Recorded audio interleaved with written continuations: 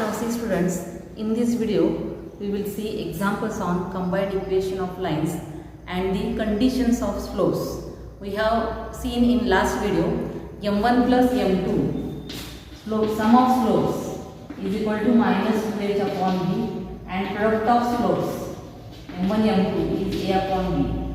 Now in this video we will see examples on these relations m1 plus m2 and m1 m.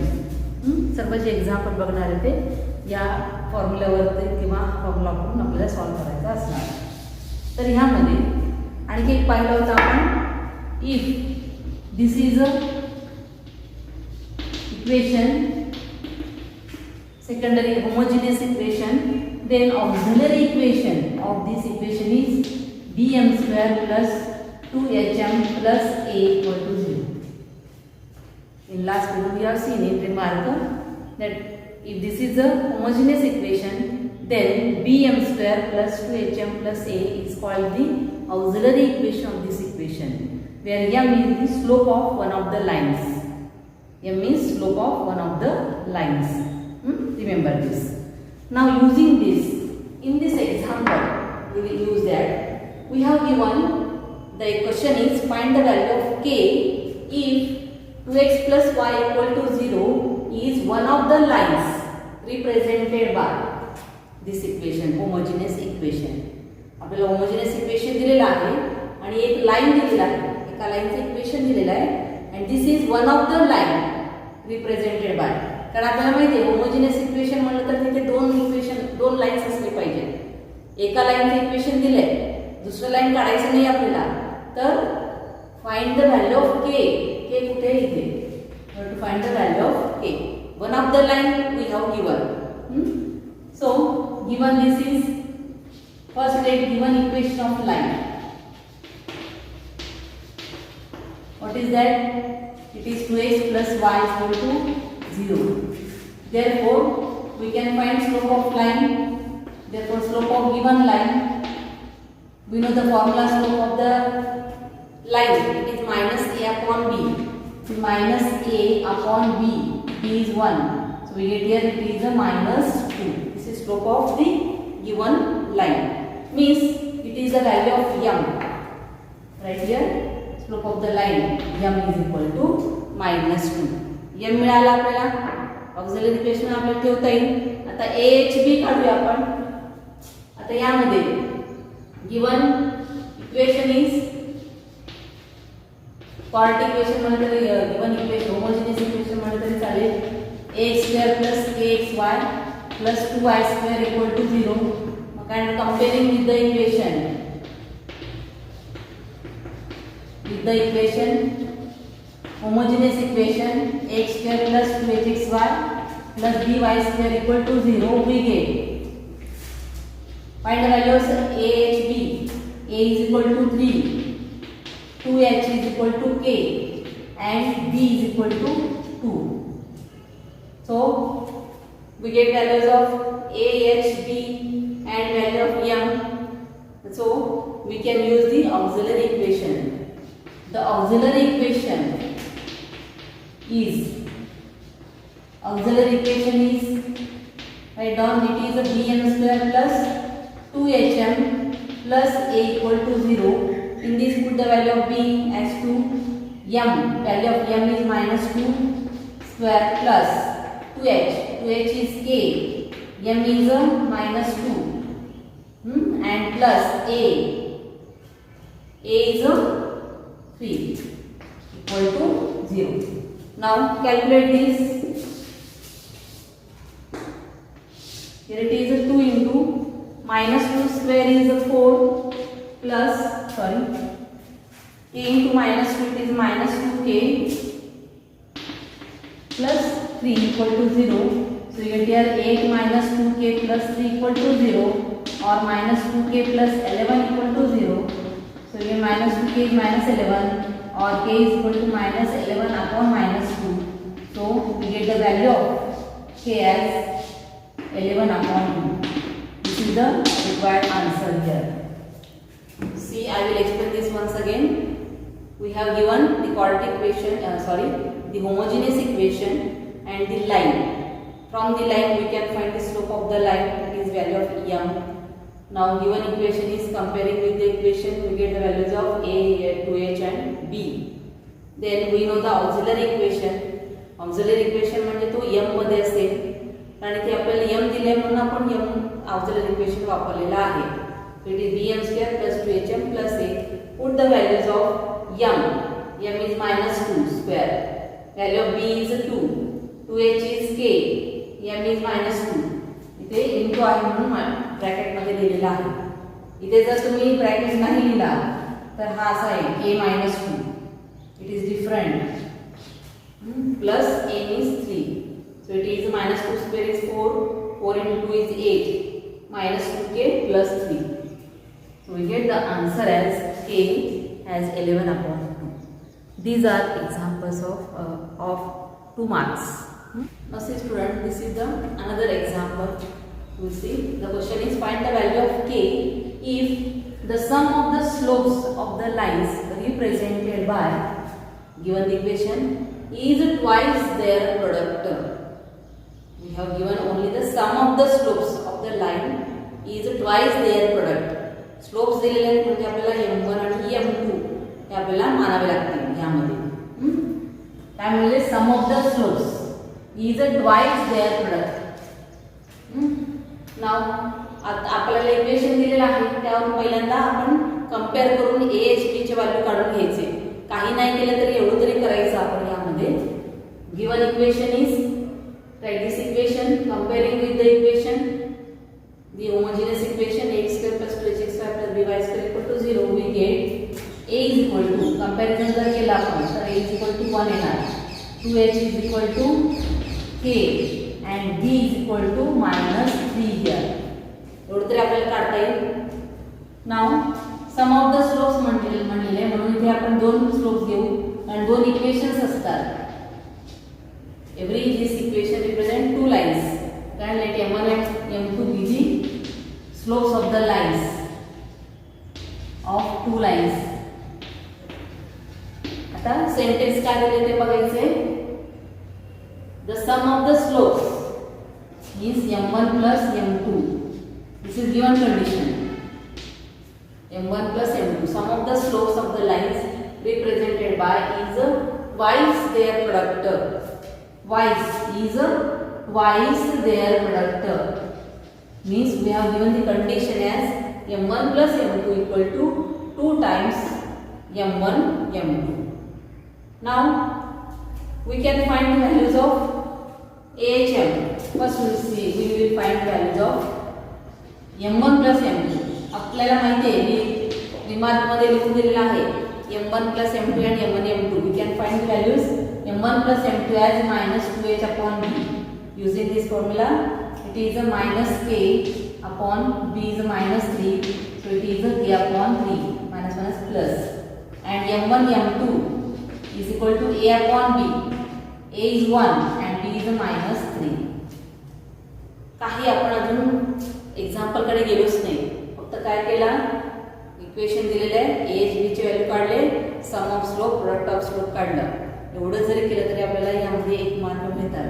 हा example 2 मार्काचा आहे. आता given condition is condition लिहा किंवा नुसतं given म्हणलं तरी चालेल. काय म्हणलेले sum of slopes is equal to twice their product means m1 plus m2 is equal to 2 times m1 m2. Now put the values of m1 plus m2 काढले आपण. m1 plus m2 is k upon 3 is equal to 2 times m1 m2. m1 m2 is 1 upon 3. It is -1 upon 3. Now 3 get cancel किंवा तुम्ही multiply करू शकता. So we get here k is equal to 2 into -1. That is k is equal to -2. We get this required answer. This example is for 2 marks. Condition जी दिलेला आहे ती condition इथे वापरायची. त्यावरून m1 plus m2 आणि m1 m2 चे value ठेवलं की आपल्याला k ची व्हॅल्यू काढता. Now see the third example. The question is find the value of k if the slopes of the lines represented by a 3x² plus kxy minus y² equal to 0 differ by 4. आधीच्या example प्रमाणे दिसतं, पण थोडंसं sentence वेगळं आहे. के ची value काढायची आहे. इक्वेशन दिले आपल्याला, डिफर बाय 4 म्हणलेलं आहे. ते आपण नंतर बघूया. म्हणजे पहिल्यांदा काय करावं लागेल ते आपण काढून घेऊया.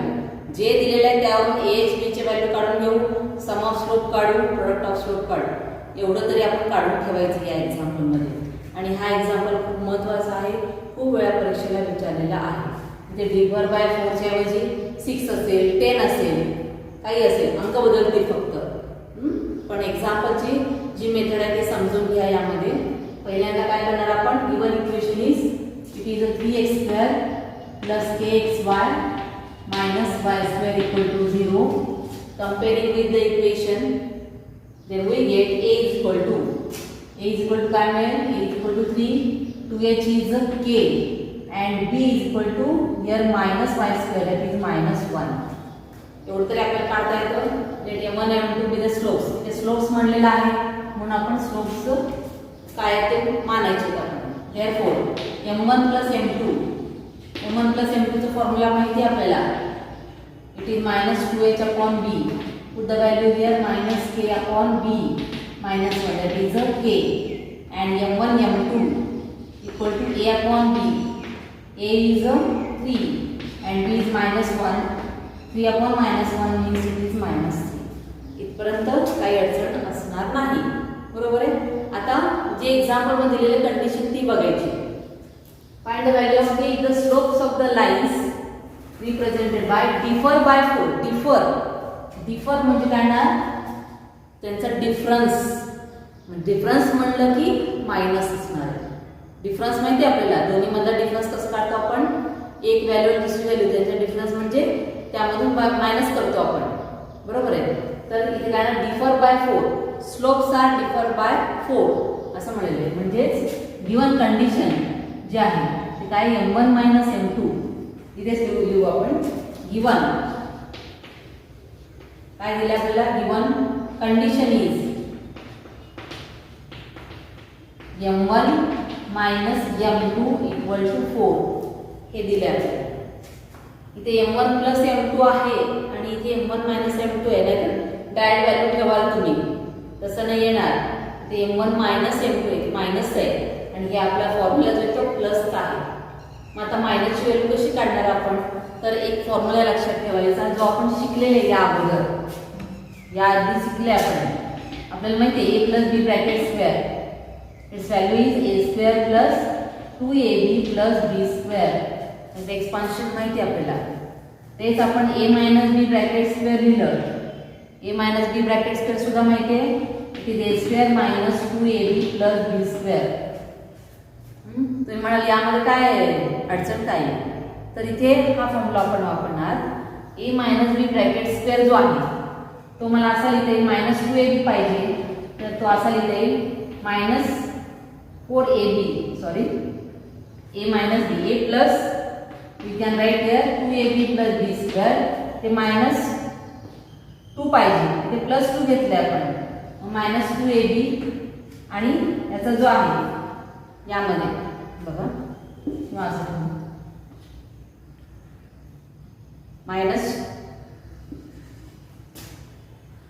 -2ab plus 2ab.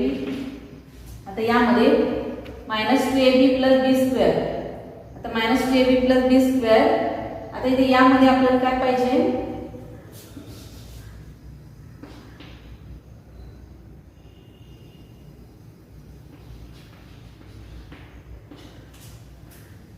बघा यामध्ये a minus B bracket square आपल्याला माहिती आहे a² minus 2ab plus b². समजा हे याप्रमाणे लिहायचं असेल म्हणजे a plus B bracket square काय लिहिता येईल आपल्याला, a plus B bracket square ही व्हॅल्यू दिली प्लस 2ab घेतलं. पण आता इथे -2ab पाहिजे म्हणून -4ab. तर हा फॉर्म्युला असा मिळेल, it is a plus B bracket square minus 4ab. It is a minus B bracket square. The formula is a minus b bracket square is equal to a plus b bracket square minus 4ab. लक्षात आलं का कसं केलंय? मी काय लिहिलं, -2ab पाहिजे ना, -2 means -4 plus 2 ते -2, so -4ab plus 2ab. Value change केली नाही, फक्त हे या ब्रॅकेटची व्हॅल्यू आपल्याला माहिती आहे, is a plus b bracket square formula आहे ते आपण इथे वापरणार आहे. Therefore now we know that, आपल्याला माहिती आहे फॉर्म्युला, वी नो दॅट इथे ए आणि बी च्या ऐवजी m1 m2 घ्यायचे. हे का घेतला आपण फॉर्म्युला, कारण इथे आपल्याला m1 m2 दिलेला आहे, 4 दिला आहे, म्हणून आपण हा फॉर्म्युला वापरणार.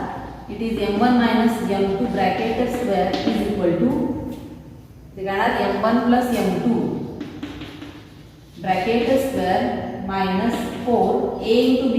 ए बी मीन्स m1 m2. लक्षात आलं? a म्हणजे m1, b म्हणजे m2. हाच फॉर्म्युला आपण इथे वापरला. a minus b bracket square is equal to a plus b bracket square minus 4ab. कारण या व्हॅल्यूज आपल्याला माहिती आहे, जिथे आपण काढले आहेत त्या व्हॅल्यू तिथे ठेवता येतील आपल्याला. m1 plus m2 it is k, so it is a k square.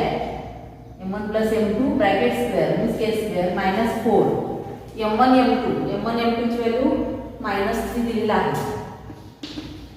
त्यानंतर आणि m1 m2 सुद्धा दिलेला आहे आपल्याला, इट इज 4, याचा 4 स्क्वेअर. समजलं? आता 4 square is 16 is equal to k square. It is minus minus plus multiplication is square. So we get here 16 minus 12, that is 4 is equal to k square. We get value of k square is equal to 4 or k is equal to plus or minus 2 series. Understand this? Here write the reason. वही मध्ये तुम्ही लिहू शकता a minus b bracket square is equal to a plus b bracket square minus 4ab.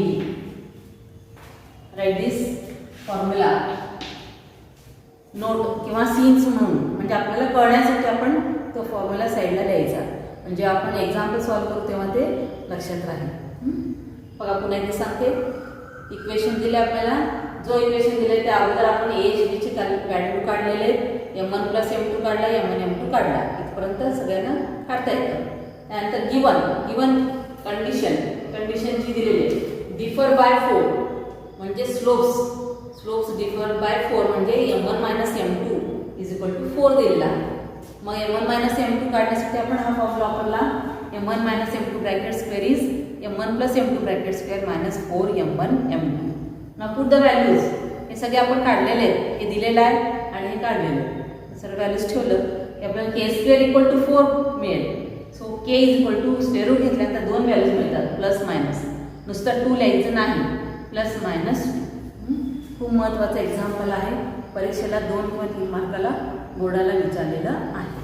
The next example, it is example for 3 or 4 marks asked in board exam.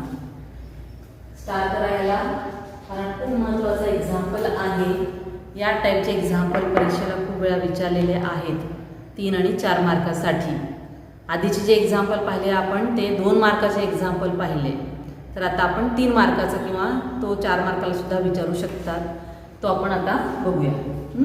C the question is find the combined equation of pair of lines. हे वेगळे आहेत example, आधीचे वेगळे होते. आधीच्या एक्झाम्पलमध्ये find the value of K काढायचे example होते. आता इथे काय म्हणले, find the combined equation of pair of lines passing through the origin and perpendicular to the lines represented by the equation 5 square minus 8xy plus 3y square equal to 0. आपल्याला असा combined equation काढायचा आहे की ज्याचे lines जे आहेत ते passing through origin असेल, म्हणजे ओरिजिन मधून जाणारे असतील, आणि आपला जो इक्वेशन दिलेला आहे कंबाइंड हा जो कंबाइंड इक्वेशनच आहे, या कंबाइंड इक्वेशनला जे लाईन्स आहेत त्याला परपेंडिक्युलर असणारे आहेत. आपण जे लाईन्स काढणार आहेत ते याचे जे लाईन्स आहेत त्याला परपेंडिक्युलर आहेत, हे दिलेलं आहे आपल्याला. एवढी कंडिशन दिली, परपेंडिक्युलर लाईन्स, एवढंच आहे यामध्ये.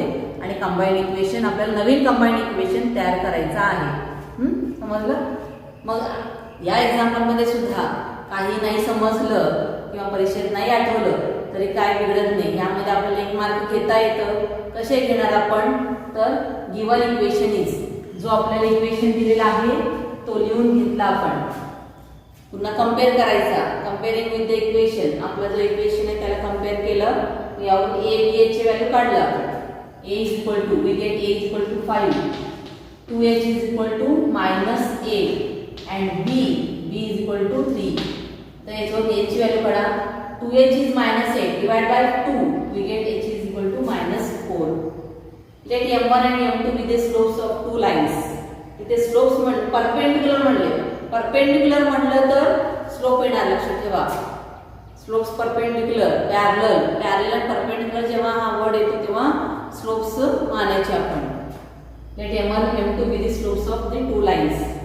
Now we know the formula m1 plus m2 minus 2h upon b minus 2h, that is minus of -8 upon 3. It is a 8 upon 3. Then m1 m2 is a upon b. A is a 5, 3, b is a 3. Is 5 upon 3. इथपर्यंत आपल्याला सगळ्यांना काढता येतं.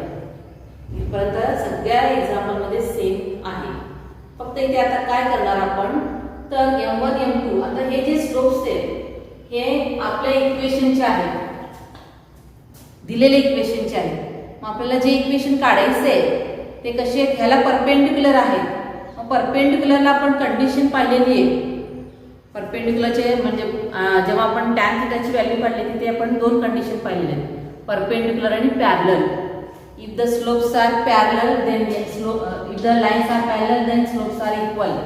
Sentence लक्षात ठेवायला सांगितला. आणि if the lines are perpendicular then product of slope is equal to -1 असं आपण कन्सिडर केलेलं. ही कंडिशन पॅरलल साठी आहे आणि ही कंडिशन परपेंडिक्युलर साठी आहे. m1 m2 इज -1 आपण हे कन्सिडर केलेलं होतं. मग आता यामध्ये याच्यावर m2 काढता येतं -1 अपॉन m1. म्हणजे एकाचा स्लोप जर m1 असेल तर दुसऱ्याचा स्लोप कसा असेल त्याच्यावरून काढता येतं. यामध्ये कसं आहे, एकाचा स्लोप जर 2 असेल तर दुसऱ्याचा पण 2 येणार. पण यामध्ये कसं आहे, एकाचा स्लोप जर 2 असेल तर दुसऱ्याचा स्लोप काय येणार, त्याचा रेसिप्रोकल असेल. Reciprocal with opposite sign. म्हणजे यांचा प्रोडक्ट जो आहे जर आपण मल्टिप्लिकेशन घेतला तर किती यायला पाहिजे, आन्सर -1 यायला पाहिजे. समजलं. एकाचा दिलं तर आपण दुसऱ्याचं काढता येतं. मग तो इथे वापरणार आपण. परपेंडिक्युलर दिलेला आहे म्हणून ते करणार. लेट याचे गिवन लाईन्स किती आहेत, slopes of two given lines, slopes of given lines. Given लाईनचे m1 मग रिक्वायर्ड लाईनचे कसे असणार आहेत, परपेंडिक्युलर आहे. इथे असं जाईल since required lines. Required line म्हणजे आपल्याला जे लाईन्स काढायचे आहेत ते कसे are perpendicular to given lines. Perpendicular दिलेला आहे आपल्याला. मग therefore slopes of required lines. आता रिक्वायर्ड लाईनचे स्लोप कसे असणार आहेत, m1 m2 हे गिवन लाईनचे आहे. मग स्लोप्स ऑफ रिक्वायर्ड लाईन्स काय ती रेसिप्रोकल परपेंडिक्युलर आहे म्हणून त्यांना -1 upon m1 and -1 upon m2. हे महत्त्वाचं आहे. यामध्ये परपेंडिक्युलर असल्यामुळे रिक्वायर्ड लाईनचे slopes of required lines are -1 upon m1 and -1 upon m2. आता स्लोप मिळाल्यानंतर आपल्याला इक्वेशन काढता येतं.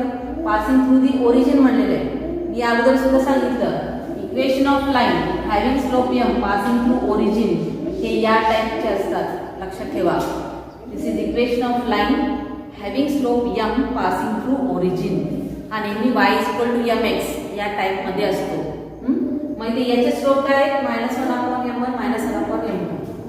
मग यावरून आपल्याला लाईन्स लिहिता येतील. Therefore the required lines are काय ना, y = -1 upon m1x. y = mx. इथे स्लोप जो दिलेला आहे तो घ्यायचा अँड जो आपण काढलाय तो घेणार -1 अपॉन m2x. समजलं. स्लोप काय -1 upon m1 -1 upon m2 required लाईनची. आता क्रॉस मल्टिप्लिकेशन घेऊ. Therefore m1y = -x and m2y = -x. Changing the side we get x plus m1y = 0 and here also x plus m2y equal to 0. दोन lines मिळाले. आपल्याला combine equation काढता येतं. The combine equation is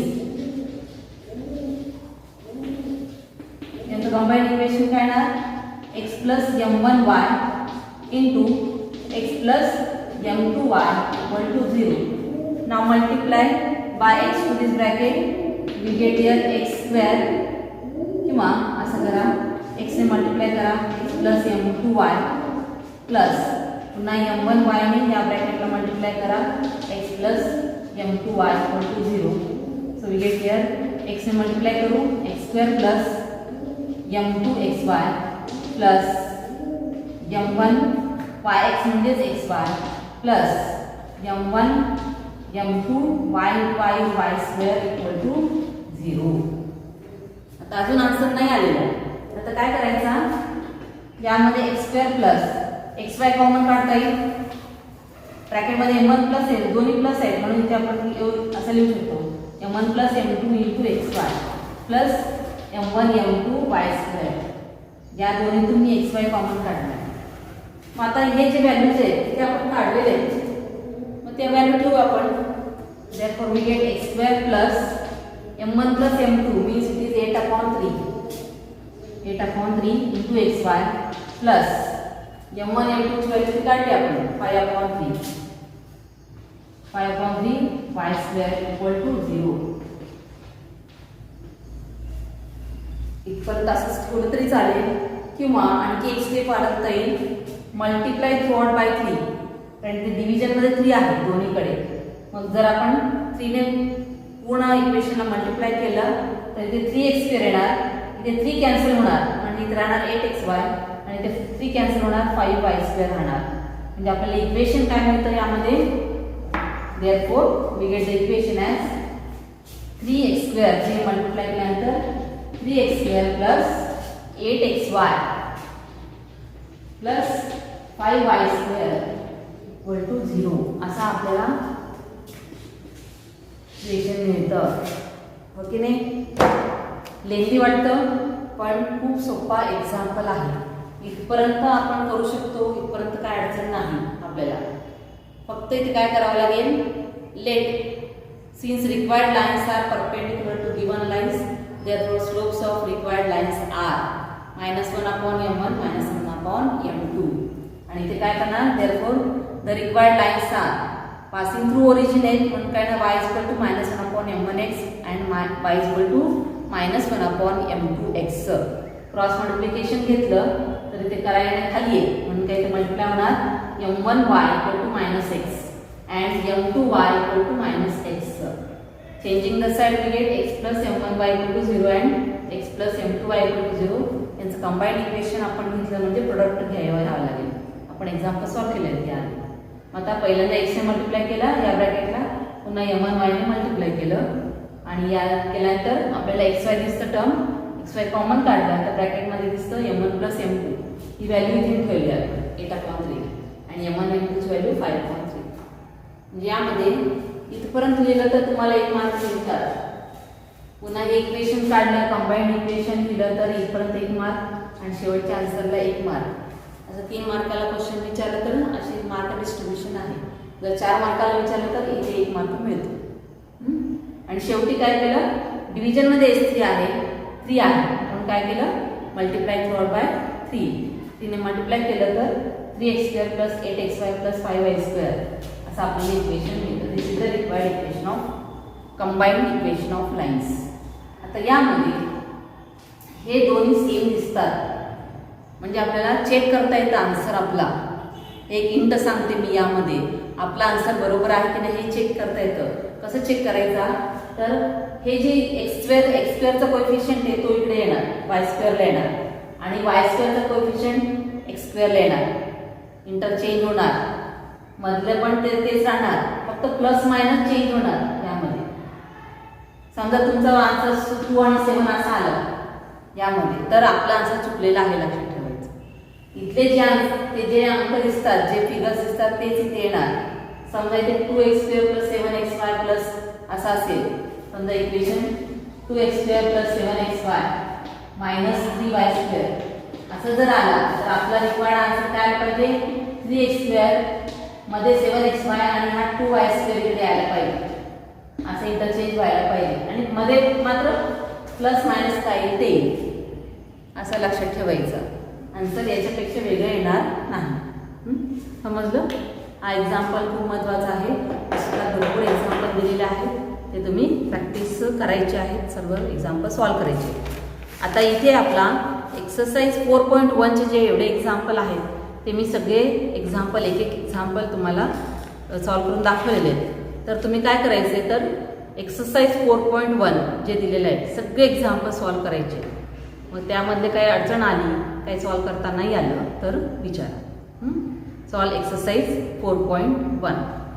okay, thank you.